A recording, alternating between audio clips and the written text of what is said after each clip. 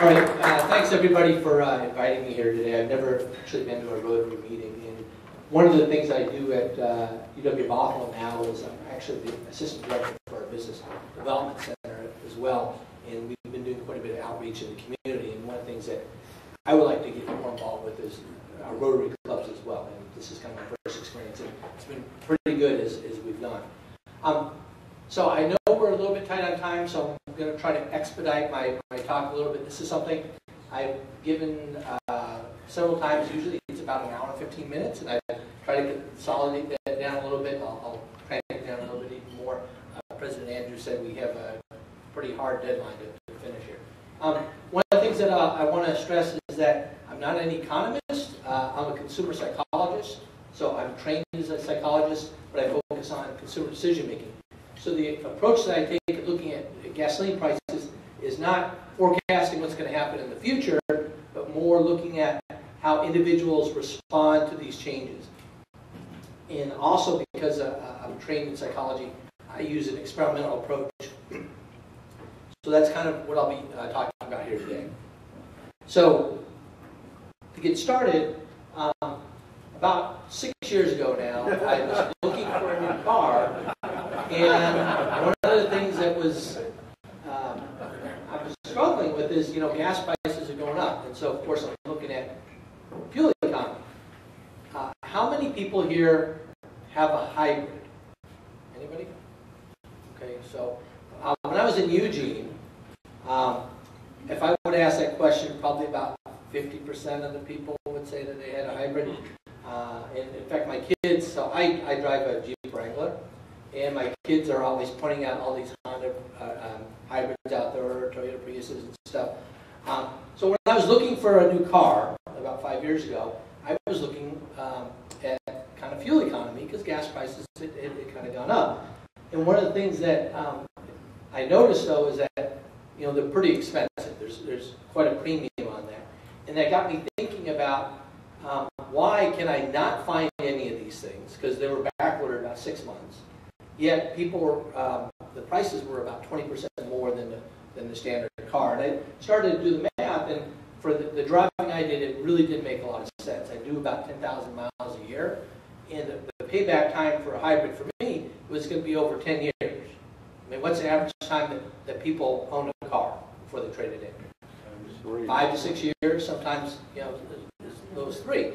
So, to be buying a hybrid because gas prices went up didn't necessarily seem like it made good economic sense. So we were trying to look at what was driving that.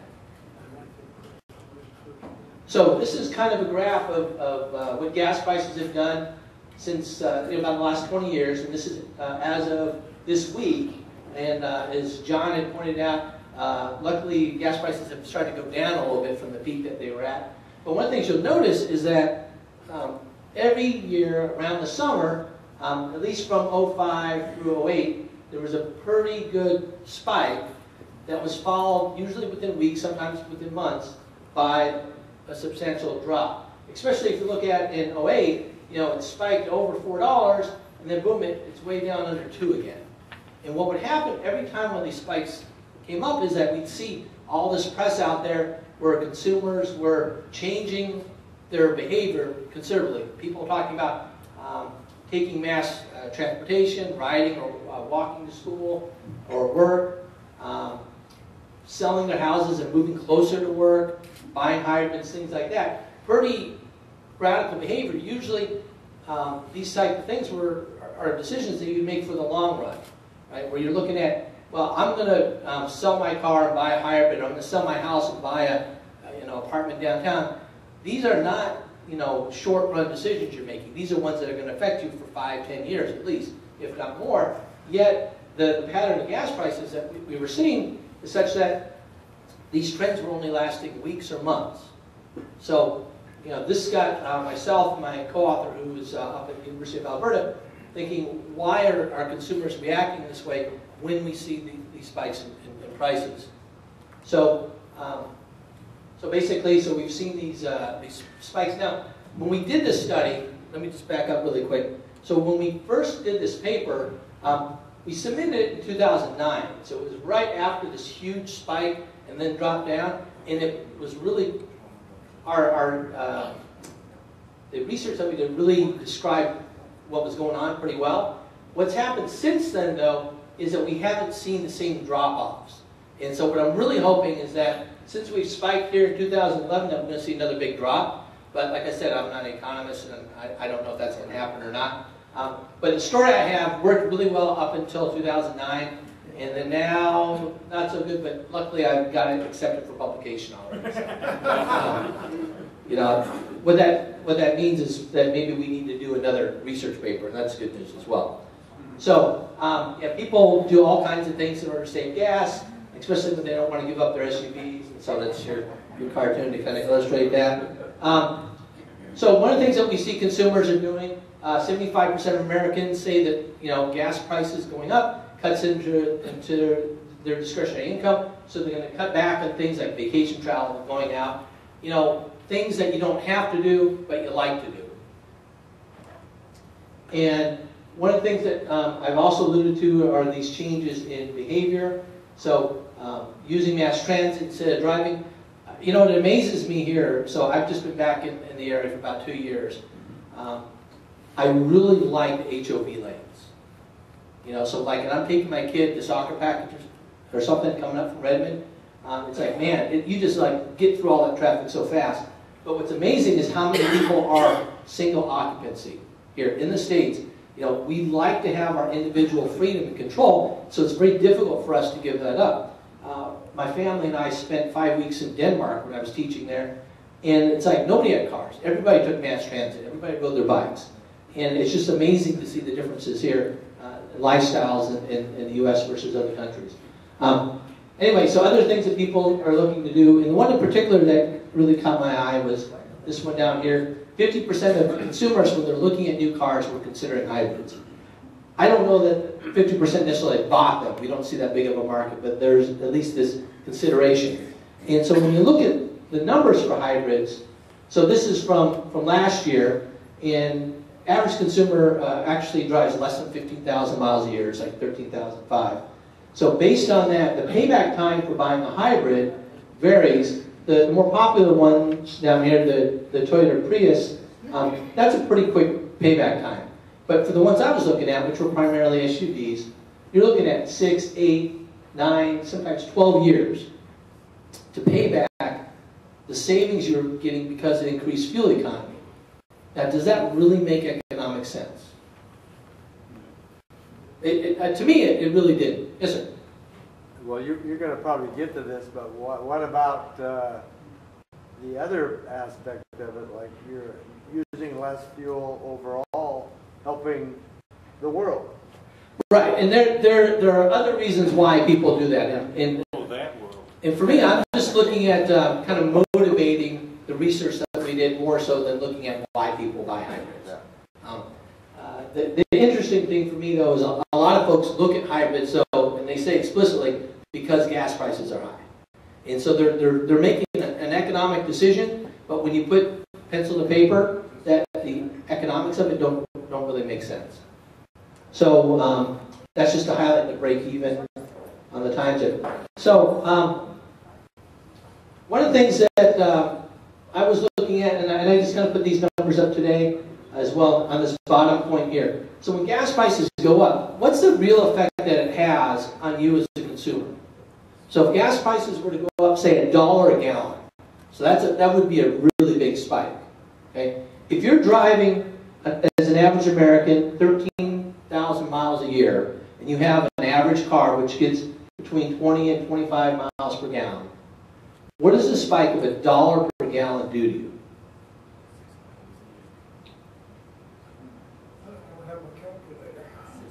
It's about $600 a year, right? So about, break it down to, if you're using, so it's $500 to $600, if you're using, it'd be about $500 to $600 a year, so you're looking at about $50 a month, or roughly, $10 a week for a $1 spike in gasoline prices.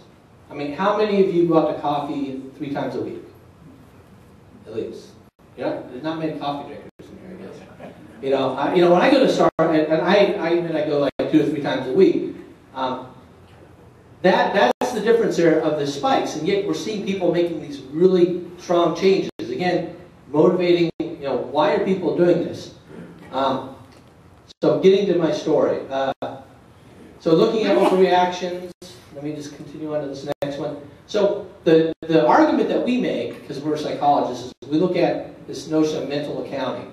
And the basic precept of mental accounting is that we cognitively look at how we spend money and kind of put it in different pots.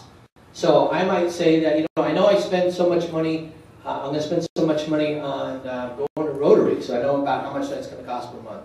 I'm going to do donations to different causes. I'm going to spend so much on coffee, I'm going to go out to dinner, things like that. Now, you might have a formal budget that accounts for that, but even if you don't, or even if you do for that matter, you keep a mental account of kind of how much am I going to spend on things.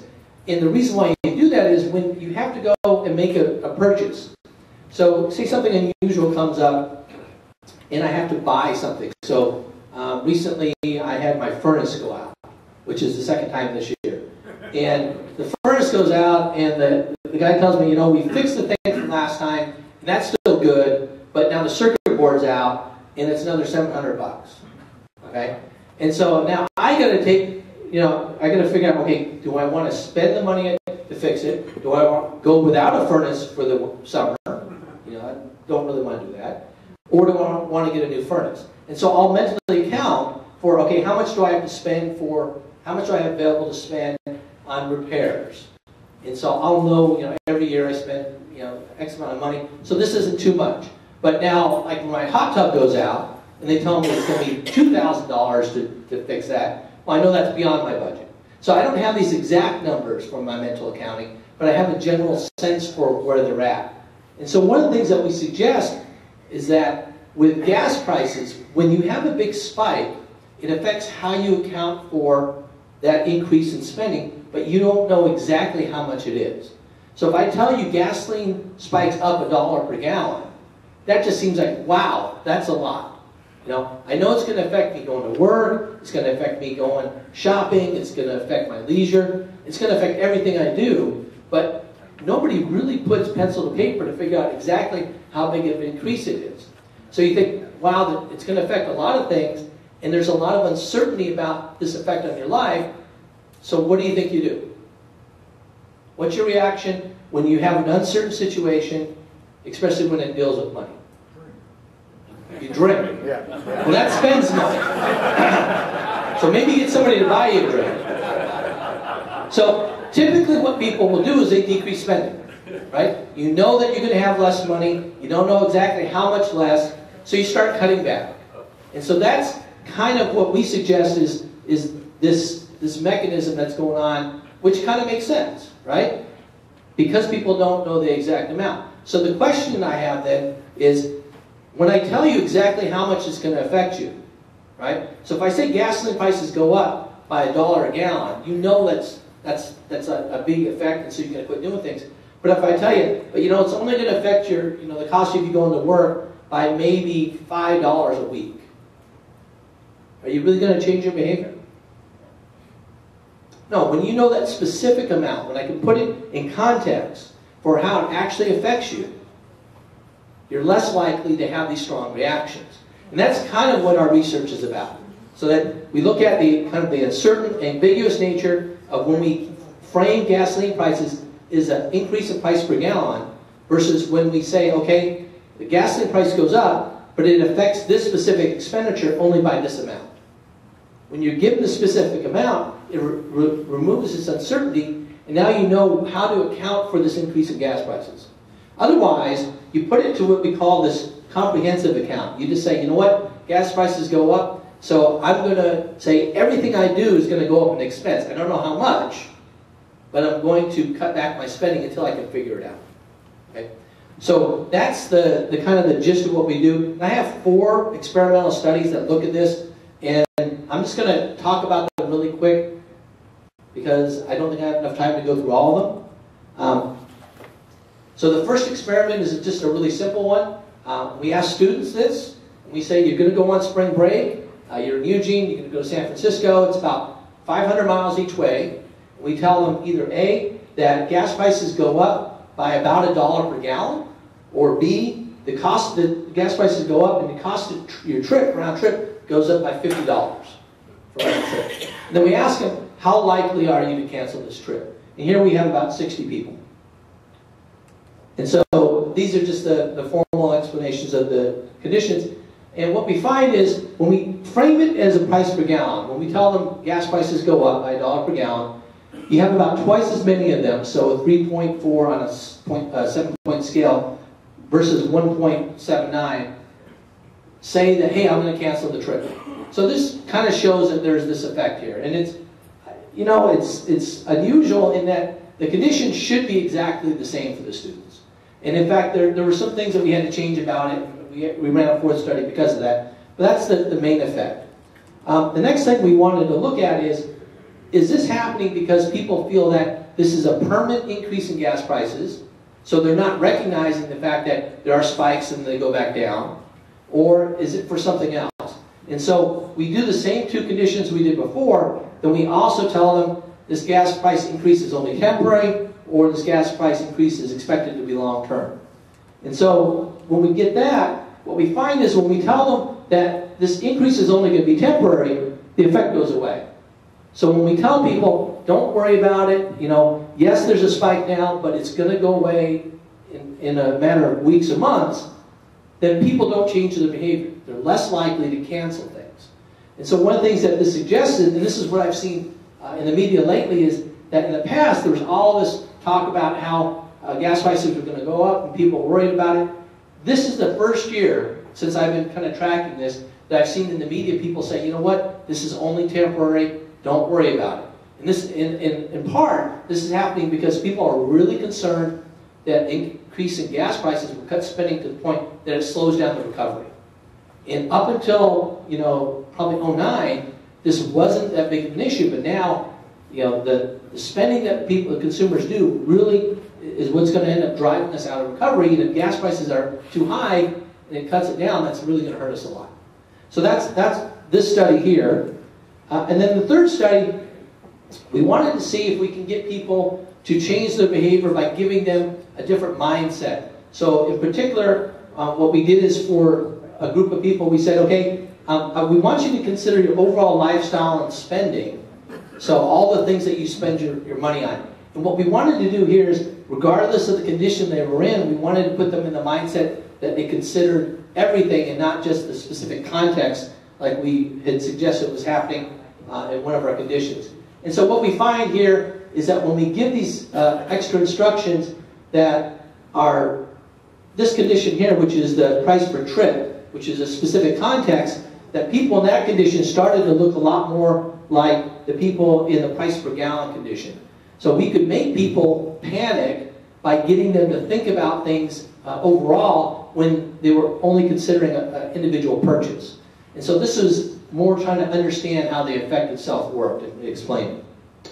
And then our last study was driven by our reviewers when we submitted the paper. And basically, we were suggesting that people had certain thoughts and perceptions about disposable income and how much money they had and actions they would do. And so we had to run an additional test to ask people about that. And so what we found, and kind of similar to what we suggested up front, is that when we frame things as a price per gallon increase, people were more likely to cancel the trip. We found that before. They felt like they had less disposable income. They felt poorer. They were likely to decrease overall spending, eat out less, use alternative transportation, move closer to work or school. So this just kind of confirmed how people were thinking through when they were looking at the gas price increases.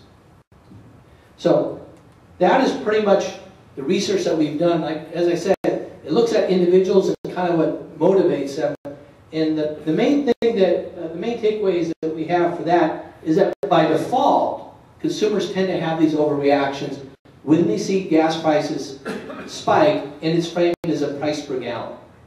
So this is something that's pretty important, because if you're the government and you want to mitigate these effects, you need to tell people, hey, gas prices have gone up, but this is how it's going to affect you. It's going to increase your cost by $5 a week, for the average consumer. And if you say it that way, then people are going to be less likely to panic, versus if you just kind of leave it as the default. So that is my quick and dirty presentation on the research. Does anybody have any questions? We've got plenty of time for questions. Okay, sure. You don't have to have any. I can talk about other stuff too. Yes, ma'am. This is just such a small piece of the pie, though, when we're thinking about gas prices going up. Because what we have to also consider is the food prices go up, other things go up because of delivery, because of that. And when I want to go on a trip, I get an extra shot because of gas prices going up. The airlines will do it. So this is kind of... Well, what you're suggesting is that there's a correlation in other fuel prices and other costs associated with gas prices going up, and perhaps that consumers recognize that, and so they use gas prices going up as a signal that overall everything's getting worse. And I think that's a valid concern, and that's something we didn't test, and nobody asked us to check, but I'm sure part of that happens. Test it. Okay. The flip side is oftentimes we see gas prices will spike and the overall consumer price index hasn't gone up, so it's not always highly correlated. And that's something that we saw earlier in 2005, 2006. So you could say that it depends. The current economic situation we have now is so different than anything that we've had in our lifetimes that it's a lot of our common thinking has to be thrown out the window. Yes, sir. So who determines the prices going up and down like that? Who determines it? Not me. I think it's OPEC and the oil and gas industry and a lot of other things that they get factored in. But what caused some of these increases in the past, so in the chart that I showed going up, you could tie them into the Gulf War, you could tie them into the hurricanes and things like that. Those had direct impact in these spikes. And then it's very seasonal. So Memorial Day, you almost always see a spike, and then it starts coming back down. But yeah, I don't know who determines it. So I was wondering if there's a factor that, we can get away with it. Yeah. That's not what I do. So, yeah, I'm sure there's people that study, politics and whatnot. I look at people's decision making, and it's like, given that it's going up, how do consumers respond to it? So, yes, sir. I'm gathering that this is obviously the gas price and using gas is really just to kind of tie in this. I mean, I'm thinking that this could play into lots of different dynamics for all of us as far as different things that we make snap decisions to, and maybe should think a little broader than just that micro. Oh, this is going crazy. I better make some big. Right, and that's actually the broader effect. And so another application of this would be like the stock market. And so here you have gas prices go up. The stock market could be when you see your 401k going down. And then you see people pulling out and doing things like that. That's actually a study we're looking at running next. We've got time for one more question. Okay. Yes, sir. Your analysis seems to be based on kind of the evaluation that an individual consumer makes, but it seems to me that a lot of the decision making that might arise in the context of increasing gas prices really, in many cases, maybe made at a familial level or a business level. For example, in my own case, at least up until fairly recently, there were 4 vehicles in the family, all of which had to have tanks filled every week. So you got a multiplier effect, and so the decisions that are actually being made are being made at a family level. Right, so group decision making is much more complex, and so this is kind of an initial rough cut at that. And that's actually, I don't do group decision making work, that's a subspecialty that people